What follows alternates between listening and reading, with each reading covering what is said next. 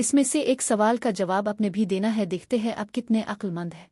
وہ کون سا ملک ہے جہاں کوئی مچھر نہیں پایا جاتا؟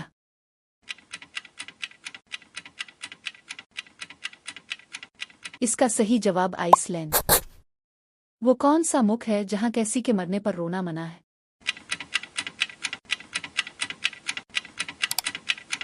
اس کا صحیح جواب انڈونیشیا۔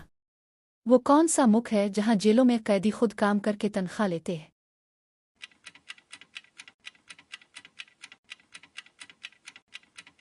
اس کا صحیح جواب ناروے۔ وہ کون سا ملک ہے جو زمین کے نیچے آباد ہے؟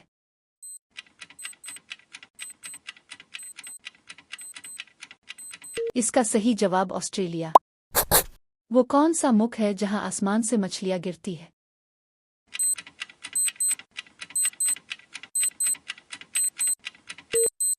اس کا صحیح جواب جس کو آتا ہے کمنٹ میں دے۔ اگر ویڈیو اچھی لگے تو اپنے دوستوں کے ساتھ ضرور شیئر کرنا۔ ملتے ہیں اگلی ویڈیو میں۔